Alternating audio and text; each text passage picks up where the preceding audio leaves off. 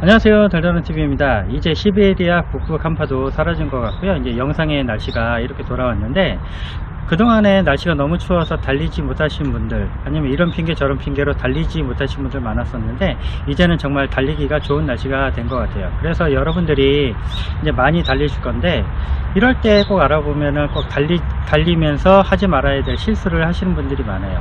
그래서 이런 달리기 할 때 어떤 실수가 있는지 한번 알아볼까 합니다. 간단하지만 작은 실수들이 모여 여러분들의 달리기 습관을 망치는 경우가 있거든요. 그래서 오늘 달달한 TV와 함께 여러분들의 달리기 습관을 체크해 보려고 합니다. 저희가 시험을 보게 되면 원래 틀렸던 문제를 계속 틀리게 되잖아요. 이런 작은 실수들이 모여서 여러분의 달리기를 망칠 수 있습니다. 오늘 달달한 TV와 함께 3가지 항목에서 알아볼 테니 함께해요. 자, 함께! 추워의 날씨에도 마라톤 부부의 새벽 운동은 계속됐습니다. 출근길이 힘들지 않을까요?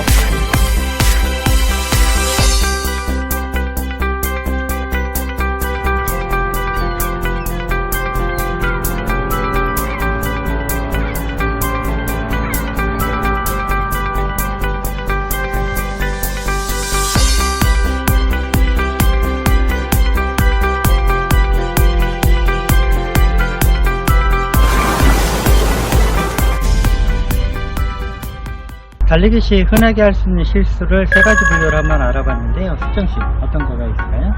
자, 첫 번째, 달리기 계획과 자세. 둘째는 러닝복과 러닝화.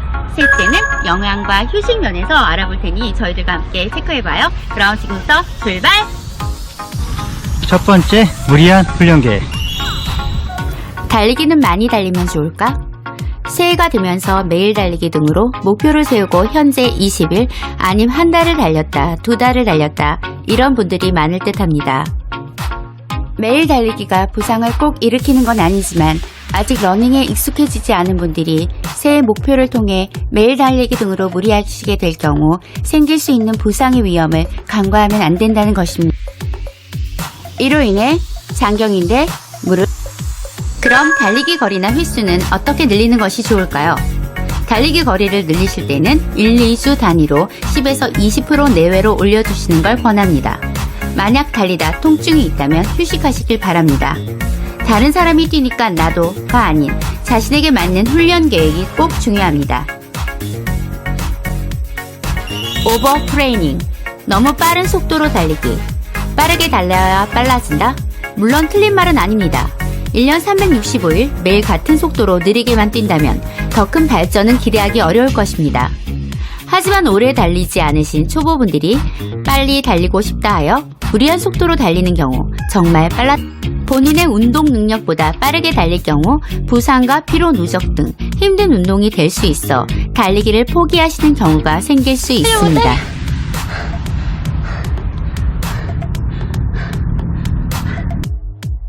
그렇다면 적정 조깅 속도란 어떤 속도로 달리면 좋을까요? 옆 사람과 대화할 수 있는 속도로 여유 있는 달리기를 즐기시면 됩니다.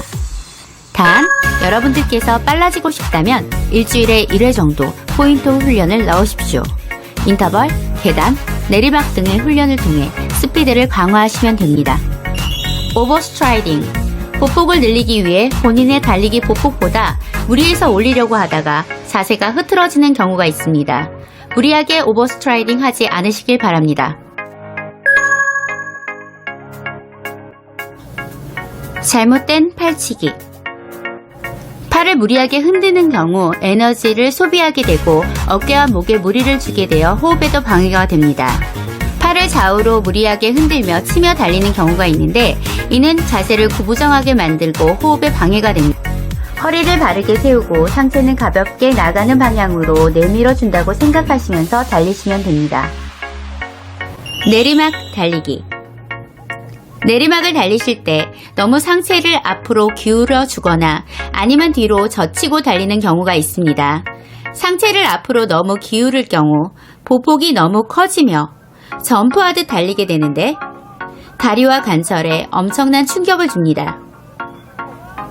뒤로 너무 젖히고 달리는 경우는 달리는 힘에 브레이크를 밟고 뛰는 경우와 같으니 보폭을 늘리기보단 피치를 빠르게 달려주시는 게 유리합니다.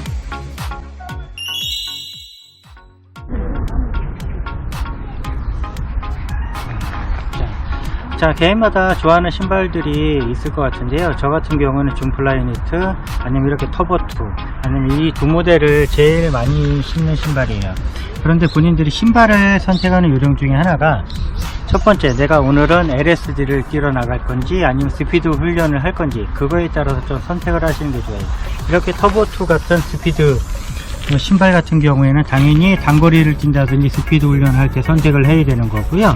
그리고 플라이니트 같은 경우에는 쿠션이 너무 두툼하고, 그런 신발 같은 경우에는 뭐 LSD를 뛴다든지 이런 훈련을 할 때, 장거리 훈련을 할 때 좋습니다. 그리고 마지막으로 좋아하는 신발이 있더라도 자기가 강구해야 될 거는, 우선은 내 발이 과에너전이 있는지 아니면 관회전이 있는지, 이런 것도 한번 뛰는 습관을 보시고 알아보시고요. 그거에 맞는 신발을 꼭 선택해서 뛰시는 것을 추천드립니다.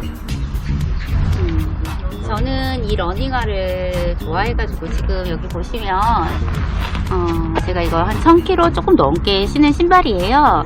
그런데 이렇게 신발을 너무 오래된 러닝화를 신었을 경우에 여러가지로 발이나 발목 그리고 무릎 등에 무리가 올 수 있습니다. 그래서 너무 오래된 러닝화는 신지 않는 걸 추천드려요. 신발 교체 시기가 얼만큼이에요 하고 물어보시는 분들이 많아요. 200km, 300km 이상씩 달리는 분도 계신데, 그거를 뭐 몇 개월씩 신고 달리다 보면 금방 1000km가 넘어가잖아요.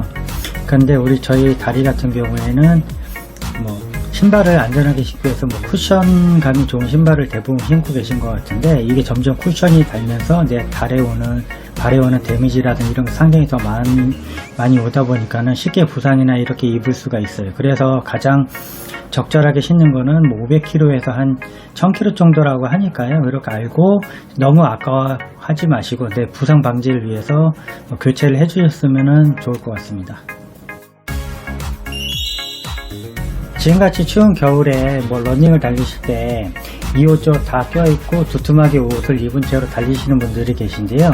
이렇게 되면은 땀이 금방 나고 옷에 다 젖어버리면서 몸이 무거워집니다. 그러면은 오히려 더 저체온증에 빠질 수가 있다 보니까요. 옷은 최대한 얇게 입으시되 뭐 쿨맥스라든지 뭐 땀이 쉽게 마르는 뭐 기능성 소재로 입어주시고요. 그리고 여름철에라도 이렇게 달리실 때도 뭐 면 소재라든지 아니면 이런 옷을 입으신 분들이 계신데요. 이렇게 되면은 뭐 저곡지 슬림이라든지 사타구니 슬림 이런 것 때문에 뭐 달리기에 더 저하될 수가 있으니까요. 최대한 기능성 소재를 입고 달리시는 것을 추천드립니다.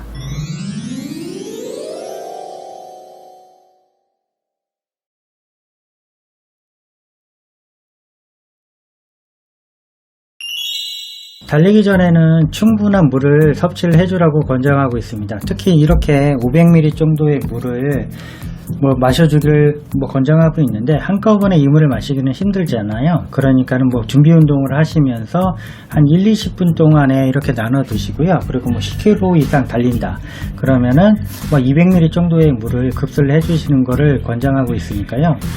달리시면서 충분히 말을 마셔주셔가지고 탈수되는 것을 막아주시길 바랄게요. 달리기에서 뛰는 것만큼 중요한 게 에너지 공급입니다. 우선은 달리시기 한 2시간 전에는 단백질, 지방, 섬유질 이런 거는 피해 주시는 게 좋고요. 달리시면서 소화가 안 되든지 이렇게 소화 불량 이렇게 걸릴 수가 있으니까 피해 주시고요. 최대한 탄수화물을 섭취를 해주시는 게 좋습니다. 탄수화물 같은 경우에는 달리기 시에 충분한 에너지원으로 사용이 되다 보니까 탄수화물을 가볍게 드시고 뛰신 거를 권해드리고요. 그리고 다이어트 때문에 탄수화물 공급을 너무 억제하신 분들이 계신데요. 이 탄수화물 같은 경우에는 달릴 때 필수 에너지원으로 사용을 하다 보니까요. 장거리 훈련이라든지 이런 걸 하실 때는 반드시 탄수화물을 충분히 먹어주셔야 근육 손상이라든지 근육 경련 이런 거를 막아드릴 수가 있으니까요. 탄수화물 섭취 적극 권장드립니다. 장거리 훈련을 한다 그러면은 저희가 섭취하는 제품들이 있는데 이런 CCD라든지 이런 제품 같은 경우에는 젖산을 쌓이는 거를 늦춰준다고 하고요. 그리고 제일 흔하게 드시는 게 이런 에너지 젤 많이 드시겠죠. 중간 한 10km 이상 뛰신다 그러면은 이런 에너지 젤로 바로 사용할 수 있는 에너지를 공급해 주셔야 지치지 않고 근육 손상을 막아줄 수가 있습니다. 그리고 무슨 피로 회복이라든지 이런 거를 하기 위해서는 포도당 캔디 이렇게 구입해서 드시는 것도 괜찮고요.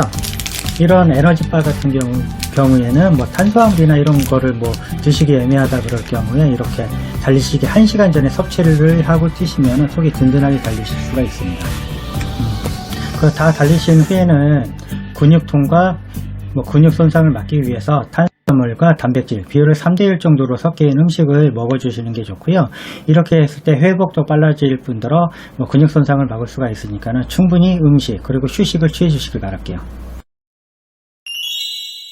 지금 새해 되면서 여러분들이 뭐 매일 달리기라든지 아니면 한 달에 뭐 300km 이상 아니면 이런 목표를 가지고 달리시는 분들이 많은 것 같아요.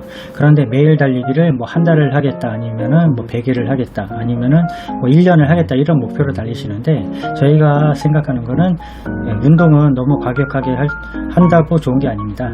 적절하게 휴식을 주셔야 되는데 저희 같은 뭐 러너들도 아니면 선수들도 일주일에 하루 정도는 휴식을 하는 걸로 알고 있어요.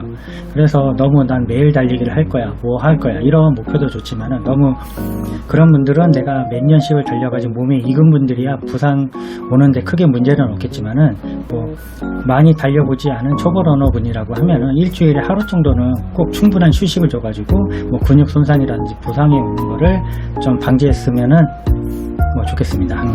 알면서도 고치지 못하는 게 나쁜 습관이라고 합니다. 여러분들은 이렇게 사소하게 지나칠 수 있는 실수지만은 알고 계신다고 하면은 나쁜 습관에 빠지는 일은 없을 겁니다. 여러분들도 올바른 러닝 습관으로 좋은 달리기 이어가시길 바랄게요.